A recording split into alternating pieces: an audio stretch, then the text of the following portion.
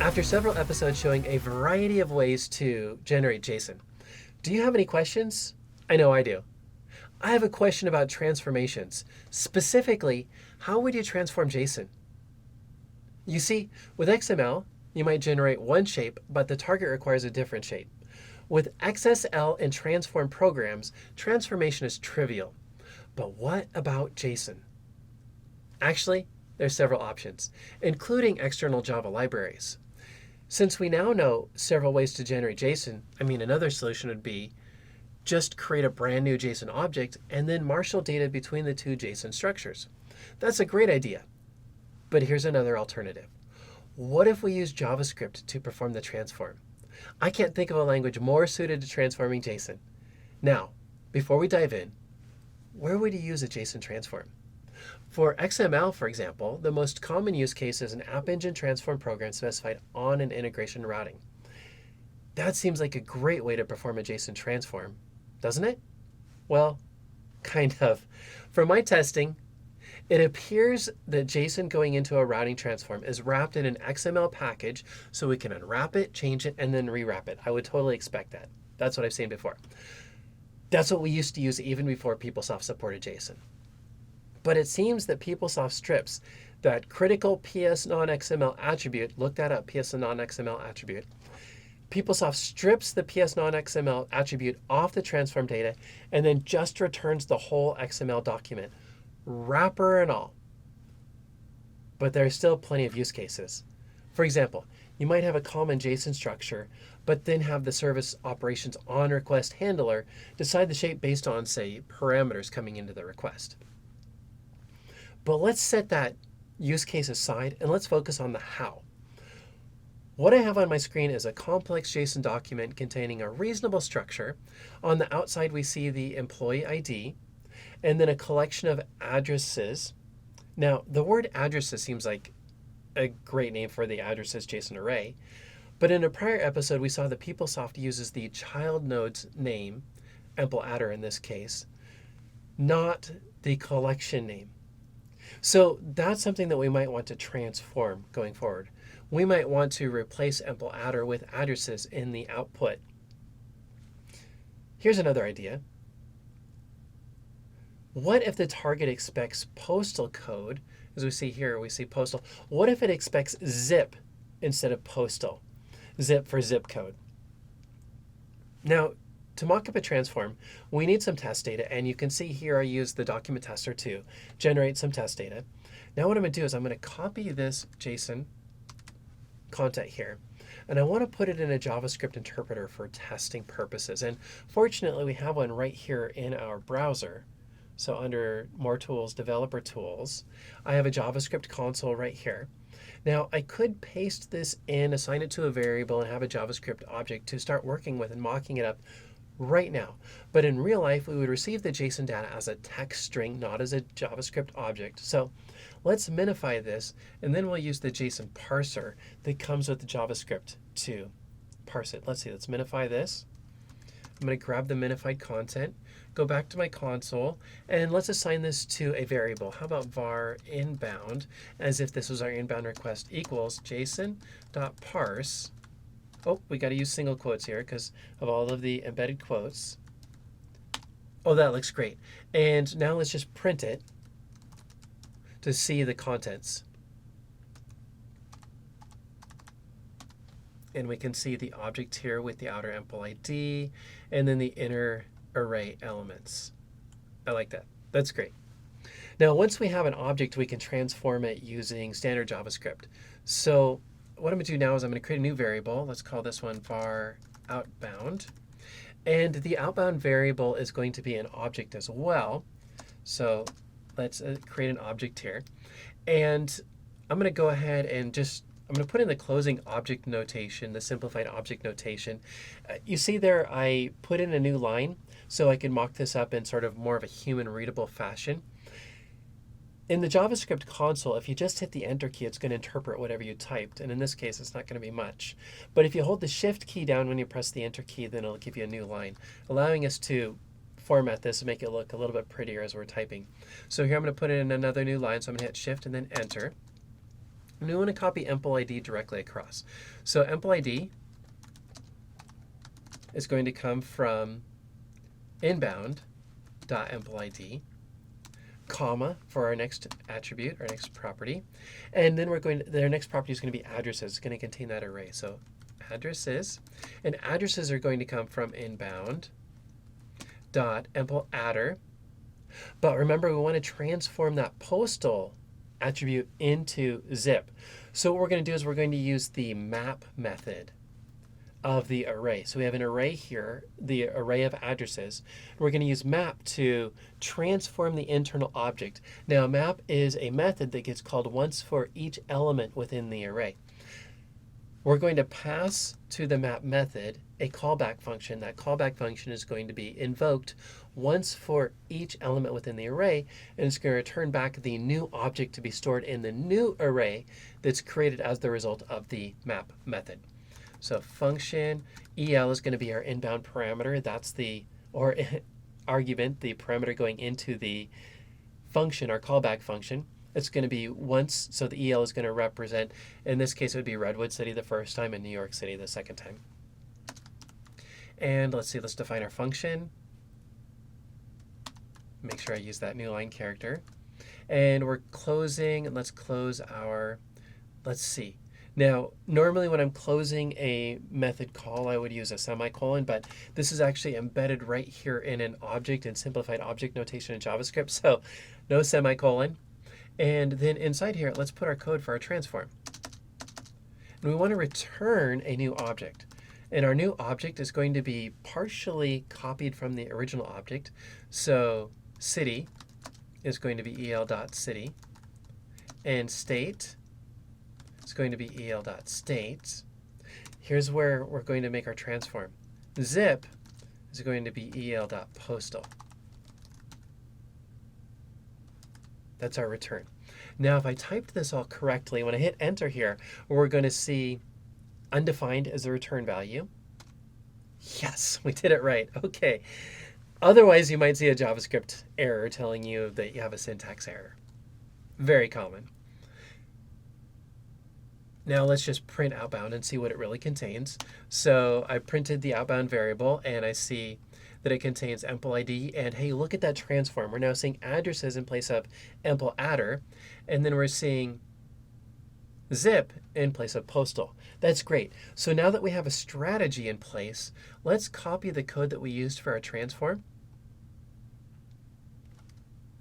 and let's move that over to a JavaScript template.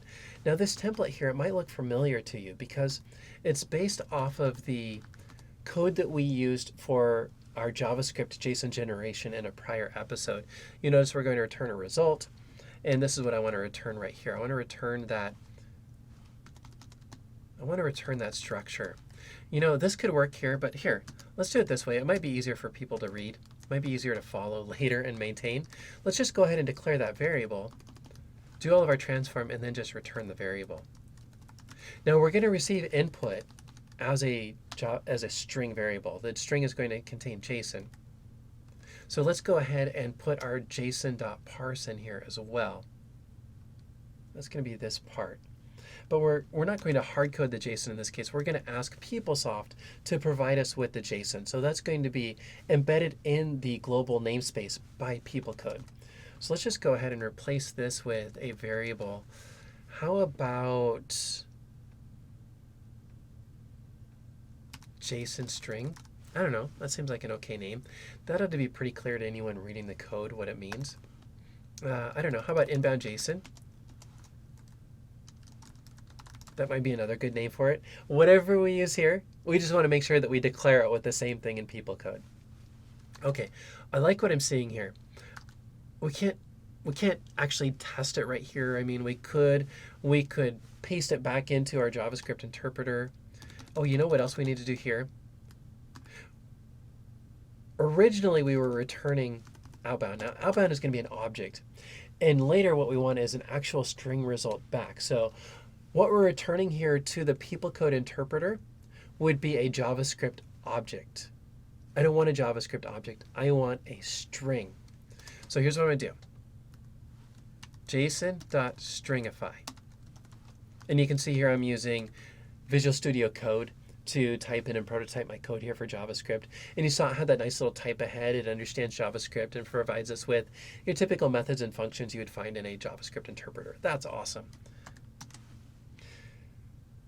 Okay, great. Now, in a prior episode when we were working with JavaScript at the application server level or within people code, I chose a message catalog entry as a storage location for JavaScript. That sounds like a great idea. Let's do the same thing again here. That way we can run this in an integration point. We can run it through App Engine. So here in a new window, I'm going to go to the message catalog. So in a navigator, let's go to PeopleTools, Utilities, Administration, Message Catalog. And let's see, I've got a message catalog here, 20,000, and let's just add another message catalog. So it's going to be 5. Help me remember that. This is message catalog entry number 5. And for our message text, how about JSON transform? And then the description, that's where we're going to place our JavaScript. And you can see it there, nicely pasted. I'll save that, and now let's see. We need a test harness to run this, don't we? We need somewhere where we can run this people code. Let's go back to our App Engine program. Let's see, I'm going to insert a new step in action, and let's go ahead and copy our JS code from before. And let's name this, how about transform? Oh, transform. We have to abbreviate it, not enough characters there. It's going to be a people code step in action. Let's save this, and then let's paste in the people code from before. Hey, everything here looks good except, what was that number again? Oh yeah, it's 5. We need to change that to 5. And here's where we need to put the JSON. Now, what was that JSON variable? Let's go back and look at our code template here. Inbound JSON. Okay, that's what we're putting. And let's see, ooh, that's going to be the inbound JSON request. How about, we're going to need a variable here. Oh, and that's just stay quoted because that's the global namespace in JavaScript. That's the name of the item that we're inserting into. This is going to be our variable here. But we need to get some JSON from somewhere. Now, realistically, that JSON is going to be coming from another system. Maybe perhaps you received some JSON from another system. You made a sync request out, got some JSON back, but it doesn't work that well within PeopleSoft. So you want to do a quick transform, perhaps get it into the same shape you would expect from a documents module. Great use case. And then you want to use the documents to iterate over it. Oh, this is even better. Once you've got it in a document, you can go ahead and use the row set mapping for documents. So that's an awesome use case for a transform. Here's what we're going to do. We're going to use a mock JSON service. We're just going to throw this into another string. And let's see, inbound. And here, let's use the exact same. We're storing the message catalog, but we'll put it as message number 6. And let's go ahead and grab our JSON from the JSON formatter here. You know, at this point, we could use formatted, non-formatted, minified. Any of them would work because we're throwing it into a message catalog entry, and white space is irrelevant to JSON and the JSON parser. I did it before because we were pasting it into a string, and I didn't want any new line characters in the middle of that string. I didn't want to have to escape anything. Okay, so in a message catalog, I'm going to create a new entry. It's number 6. How about JSON mock service for a text? I'm going to paste it here, save it. This is number 6. Let's go back to our people code. Make sure it says 6 as well. Let's see, we're going to get back some JSON. It's coming back in the result variable. That is true. It's in result. It's been stringified. So we're going to get back a JavaScript string, which is technically an object, and we'll just call the toString Java method on the result. Let's save this. Hey, I'm ready to test it. Let's go ahead and run this. Output to log. It's running. It's running. Oh, that wasn't bad for timing. and then 1024. All right, good. Oh no. Inbound is not defined at line 5. Let's go take a look at line 5. Oh, here. Var inbound equals. It's always the simple things, isn't it? I'm so glad we got the opportunity to walk through a quick little debugging step there as well. Okay, so you see that. Inbound is not defined at line 5. That's such a helpful error message. I mean, look at that. That was, well, was that line 5? Maybe, you know what? That was probably line 5 in the people code. But hey, yeah, actually, that would be statement 5. But hey, inbound, we can see it there. Oh, that's where it was. I apologize. There's inbound, line 5. Okay, awesome. Get rid of the comments, inbound, line 5. But that would have been pretty easy to find, right? I mean, we see inbound is used here, but not declared. So clear mistake. All right, back into our message catalog. Let's go back one, update our JavaScript, save it. Let's run it again. Let's see, we might get to do another we might have another debugging opportunity. That's why it ran so, oh no, that wasn't bad for runtime either. Oh, look at that, it worked. That's great. I apologize, we don't get to do any more debugging there. Boy, I'm really disappointed at that, but hey, it is good to see the results, isn't it? Now let's paste this in here, and what I'm expecting is to see formatted content coming out. Zip, zip. Oh, that looks beautiful. All right. We teach PeopleTools concepts such as these nearly every day. Check out our website to see what we're offering next. Or, here's an idea. Subscribe to our LinkedIn, Facebook, and Twitter feeds to receive updates every time we post a new course. Or, hey, even better, give us a call. Let us help you develop a PeopleTools training strategy. And now, if you enjoyed this episode, be sure to like, share, comment, and subscribe for more content. And we look forward to seeing you in the next episode.